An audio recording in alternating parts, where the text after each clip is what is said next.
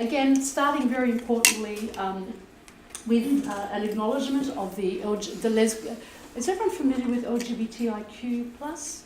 Lesbian, gay, bisexual, transgender, intersex, queer plus, which is anything else within those categories, which is not about heteronormativity or non-heterosexuality. So honouring the elders from our Indigenous communities, and Vic will talk a bit more about that. We do recommend this book by Dino Hodge, who by the way is really Konstantinos Hagiopoulos, but his parents came to Australia and he became Dino Hodge. But he's put together a wonderful book on black queer rainbows. I also want to honour the elders of our Italian queer communities, and some of those were in Australia, who never had the opportunity to speak out about their lives, who may have died in very difficult circumstances. And this conference has been such a conference of uncovering and discussing and unsilencing. And there is a whole Italian queer history that is there to be discussed. I also want to honour my parents. I don't know if any of you saw this in Glocal. Yes, yes. That's my mum and dad. And my father passed away 2 days before marriage equality was done. So that was Dad's last political thing that he did, and he never got to see the thing. I also love the iconography. Look, there's the grandkids' pictures in the background and the bombonières, and at their kitchen table they're busy signing, saying, take a photo, give it to Il Globo. And can I use a bit of Neapolitan humour here? The very people who would have probably rung again to tell them off for having me and the work I do, ended up going to his funeral. So grim humour there, only to hear his grandchildren speaking out about how wonderful the family was in terms of they accepted everybody, gay, straight, black, white, whatever. So I just want to honour my elders. And it's quite difficult actually for Mum and all of us, but we're getting through this journey. Also, situating this work, Vic and I are both members of the Australian LGBTIQ Multicultural Council.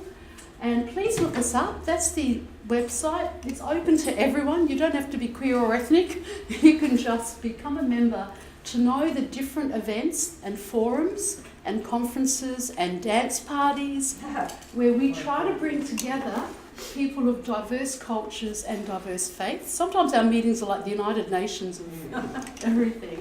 But please look us up. This is a photo of some of us when we were babies, hey Vic, in 2004 when we started. So situating what we're going to talk about today within the broader spectrum of migrants and refugees to Australia.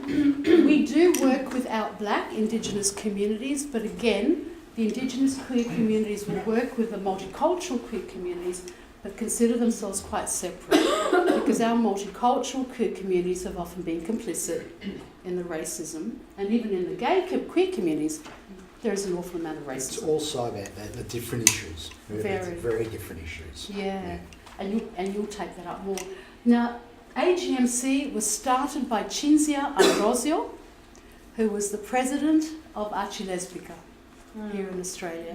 So we honour Cinzia. Sorry? The president of Archilesbica. Archilesbica? Yeah, which means someone who's very good with lesbian culture. So there's an Archilesbica in Italy, and there was one here in Australia, and then it became I Ragazzi Girls. But Cinzia was pivotal in beginning with Elvira Andrioli, renowned person. They began Archilesbica. Cinzia in 2004 decided we needed to go bigger, and she pulled a whole lot of us together, and we held the first conference in St Kilda Town Hall, and we've now gone national. So some of us, you'll see, there's quite a few Italian members there, and Muslim, Pakistani, Indian, Malaysian. So we all came together in 2004. Very quickly, very informally, yeah, go for it. Another conference. In 2018. It's September. So yes. Please come on September this year. Yeah, 21st to 23rd. As I said, look us up, that website. By the way, that website will also give you 35 culturally and faith diverse queer groups in Australia with their links that we are auspicing and we work with in government, police, and as I said, with forums. So very just a really important queer cultural history within which Italian queer cultural histories are situated. And yes, as Vic said, we're going to have our conference on the 21st. We are also privileged to have been funded by the Victorian Government, Minister Scott, our Multicultural Affairs Minister, and Minister Foley, our Equality Minister, with Helen Kapalos, who's our Multicultural Commissioner, and Ro Allen, our Victorian Commissioner for Gender and Sexuality. We got some funding to produce a book of stories of diverse cultures. And one of the things we love doing, can I point you out? Good little Italian boy in his communion outfit. And one of the things we're trying to do as well in this book is looking at the fact that people are not just queer at 13 or 14. There are queer childhoods that are lived in their own cultural communities. So we've got Polish, Pakistani, Muslim, Jewish. That's Dino himself, Dino Hodge, as a Greek child in his military thing. So we've got lots of, and this is what the book's going to be about, with people like Christos Tsiolkas, Franco Di Chiera, Paul Capsis, Faustina Ogoli, a whole lot of writers and activists like Vic, and we're honoured to have your work in there. So look out for that book. That will be launched in September as well. So I guess the issues that we're going to talk about, and this is the story of Franco Di Chiera down here. Franco gave us pictures of himself as a child in his winning the race, not looking too happy about that, and dressed up in fancy dress, much happier. So the issues of gender performativity and constructs of masculinity. Some of you will know Franco Di Chiera through his work in Le Gioie delle Donne with Kavisha Mazzella, and he produced that incredible video.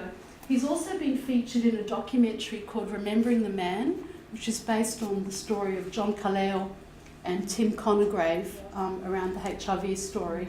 In the documentary, you'll see Franco was actually one of their best friends, and he talks about his friendship with Tim. The book was called Holding the Man.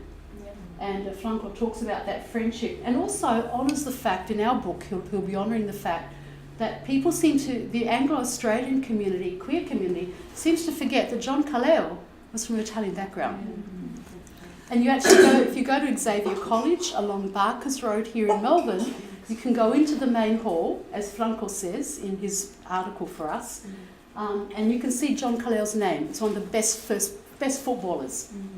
And so that whole history of the Italian family and what it meant there has kind of been written out in a dominant Anglo-Australian narrative of the two people in love. So what we talk about then, and this relates, so I'm just giving you that as examples of an amazing person, Franco, and his work in cinema, film, art, and his own living within and out.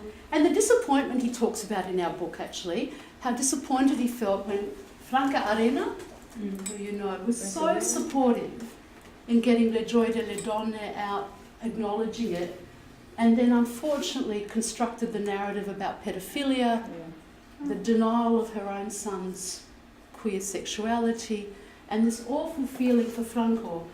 I love her being an Italian strong female politician, her homophobia, her horrible stuff around pedophilia. That being the multiple self and multiple allegiances was something that comes through very strongly in his work. So this is what we do in our work, and really is pivotal to our Italian communities.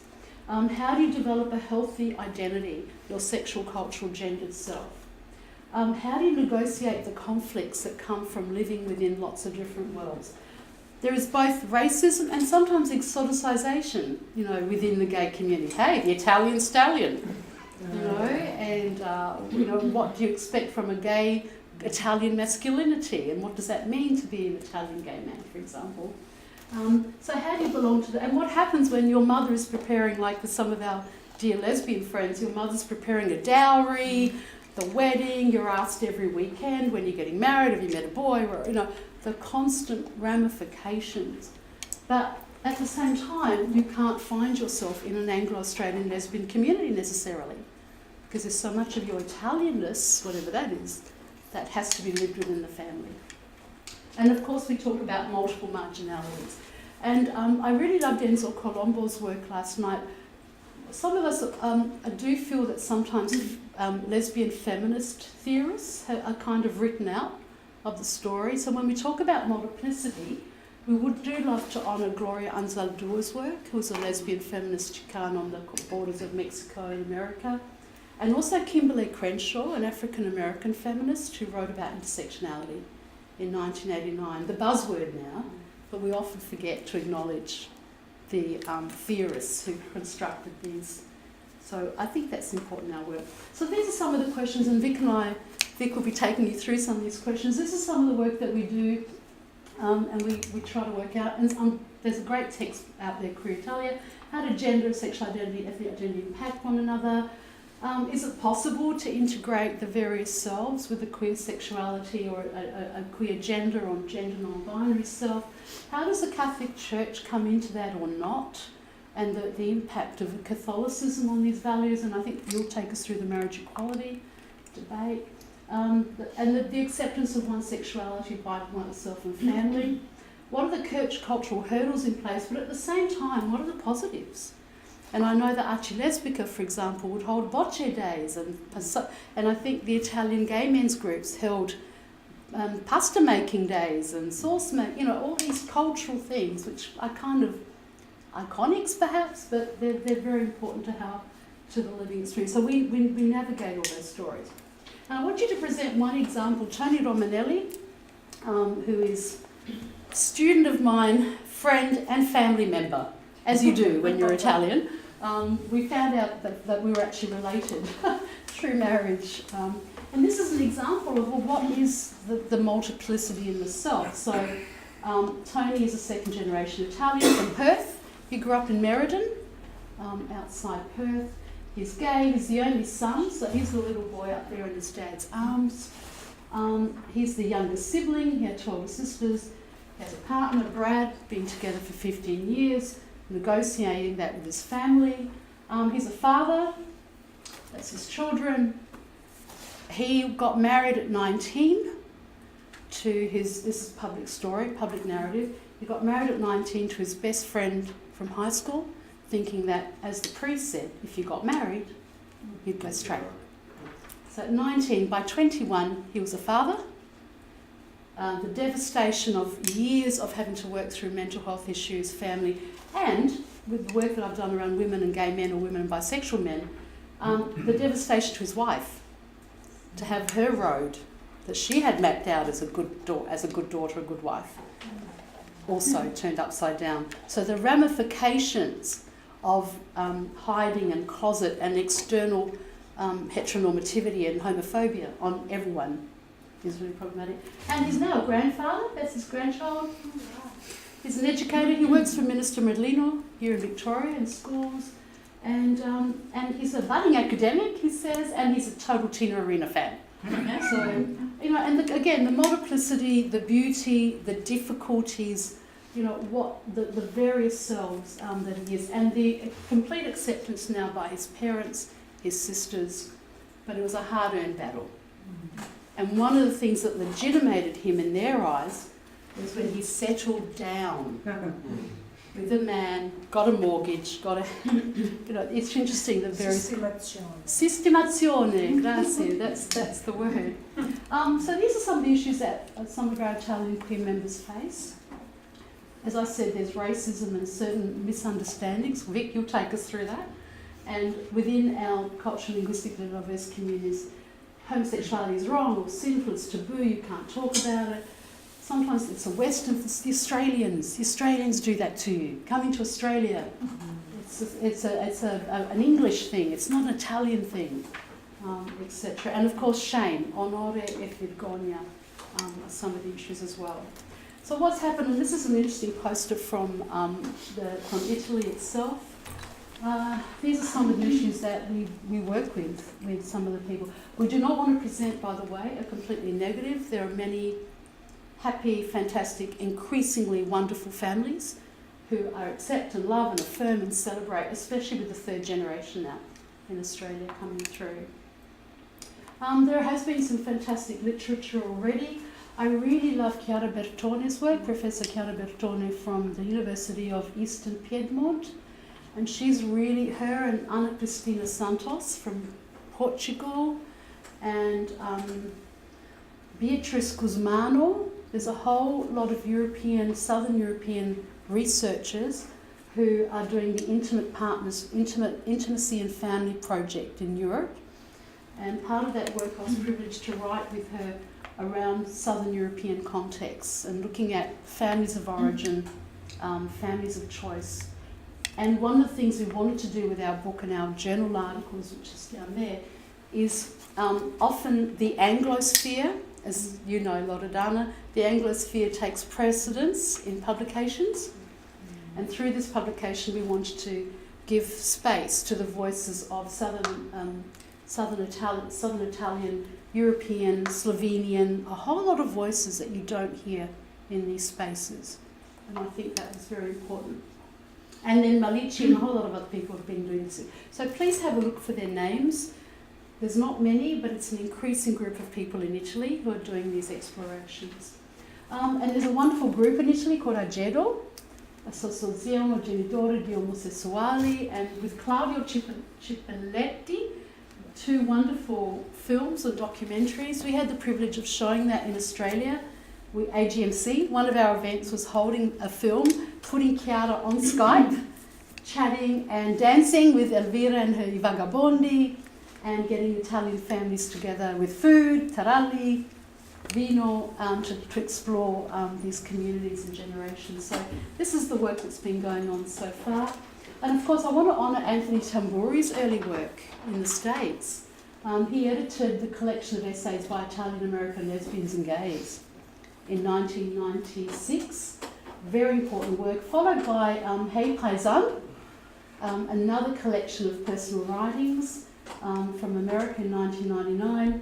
Then we went on to do our 2000 at the inaugural Italian-Australian Institute, and I tell you, getting into this conference has been way easier than it was back then.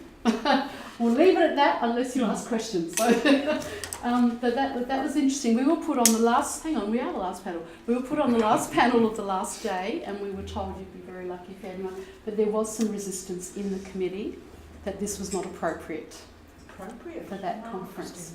This time, 18 or 17 years later, it's much easier. So some other things to be aware of. Great films like Mambo Michele Baldo from Canada looks at the coming out experience in Canada through a comedy. The use of comedy has been very interesting in film and media representations, to sometimes with that dry kind of humour, to talk about family and diasporic groups. But there isn't enough, and this is like a mining of these explorations. And as you'll notice, a lot of the work is through personal story or film, narratives, rather than researching. And it's interesting because I think Jason did also saying, this is actually going against a very strong Italian traditional construct of don't air your dirty laundry. So why is it, and this may be part of, and we can have a discussion about this, part of the explanation of why it's been difficult to get these stories out there perhaps, is that this is vergogna. This is not the stuff you might talk about publicly. In Australia, Eugenia Faleni was one of the first transgender people from Italian background. He was born in Livorno, Italy, was actually married to 2 or 3 women. This whole criminal thing happened around him. It was horrible. Mark Tedeschi has written a biography now of Eugenia Faleni, who went under names like Harry Crawford, had made his own dildos back then, which is something I find fascinating about female sexuality, is that he was able to have penetrating sex with his wives, and they didn't know that he did not have a penis. He was very controlling. Yeah, of the times. And so it's saying something about, again, repression in so many ways around sexualities. And I was honoured, I didn't realise in 1992 when I started researching and working with Italian Australian lesbians that even my own master's supervisor would go, are there any? Where are you going to find them? So we've come a long way. And writing, which I'm honoured now, I didn't realise that either at the time, when you're grieving, Australia's first HIV/AIDS biography, and I deliberately wanted to insert my family and their relationship with my best friend John, and what the ramifications, of course the ramifications on my family of that, from other Italians and Australians, about their daughter Keschivo, is a difficult story. In my novel, and I've got some copies of that there, I really wanted to look at this issue of Foucault, because I think Italians really got it. They had the Foucault panopticon before Foucault theorised it. Che dicono le gente e fare la bella figura, don't air your dirty laundry, is actually the social panopticon that Foucault was talking about. That people go through self-surveillance, self-regulation, because wherever you go, you're always worried that someone's watching you, going to report on you, going to evaluate you. It's a very traditional kind of construct around community. So in my novel, I tried to explain, to make accessible the Foucault. And I've got the mum saying things like, who cares about Foucault? We live this every day of our lives.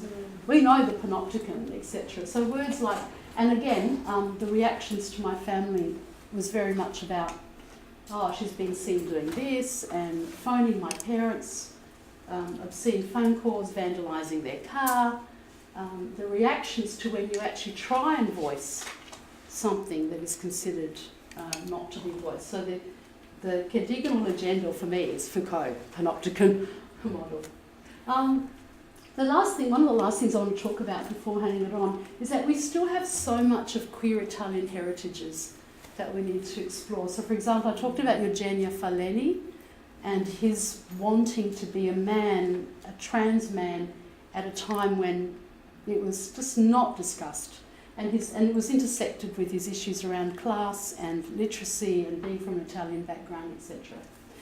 But for me, I only recently came across this, and what makes me sad is that I came across this story of the queerness of Montevergine, which is the mountain my rallies climbed at the Festa di Montevergine, through the gay paper Sydney Star Observer.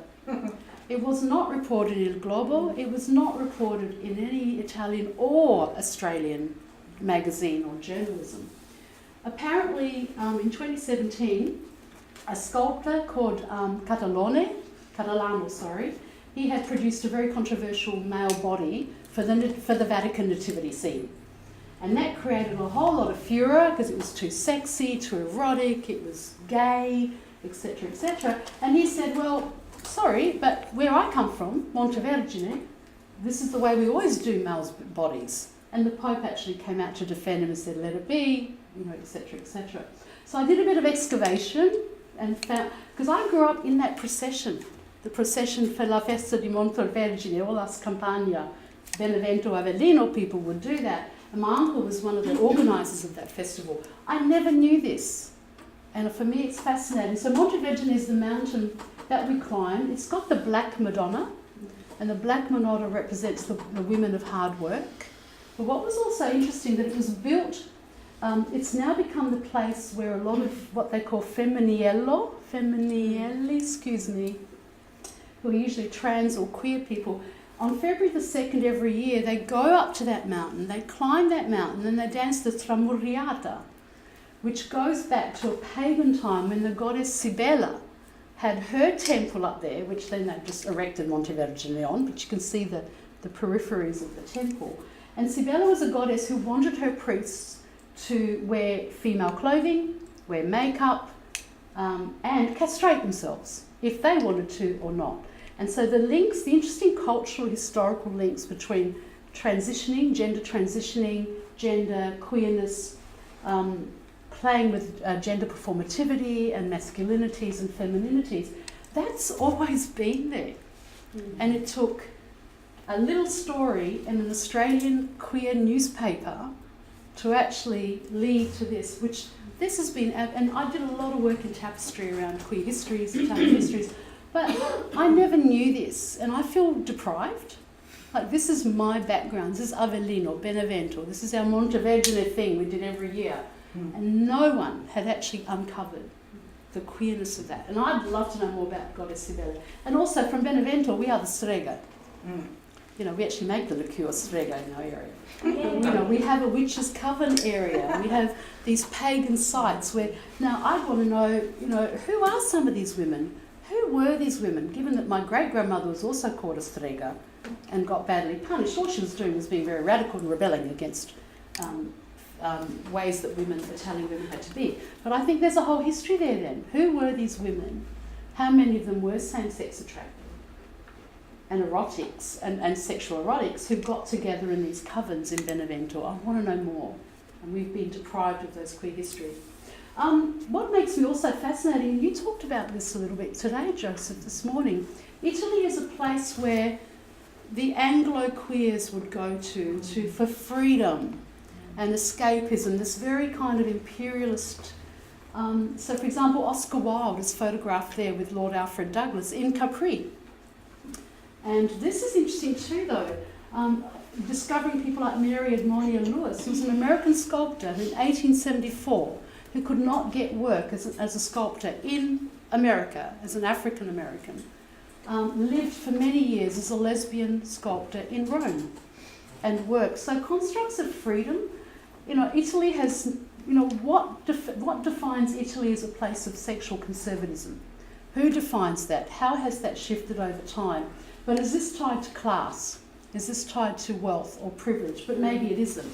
But constructs of freedom and the exoticization of the femminile, the rent boys, Mediterranean masculinities. And yet, we now have times that we're researching did Italy become a place of imprisonment where many queer Italians left Italy? And my parents will talk about the Snowy Mountain River scheme, and some of us grew up with that bachelor uncle or the unmarried woman. And I remember even as a child wondering, what do they do when they leave this place? Where do they go? And we've worked in HIV research and STI research in the beats, and we both know the number of Italian men who turn up at the beats, sometimes with baby seats in their cars after work before they go home to be the good husband, the good Italian father. So again, all those narratives there. I think I finished off with that, and I want to hand it over to Vic, but I just want to finish with these. And they're only fragments. I really feel that we've got fragments of these stories of heritage, and we've got communities now like AGMC where we're trying to bring together similarities and differences. So I would love to see more work on that, but also working with our communities on where we're going with our perspectives. I'll hand over to Vic.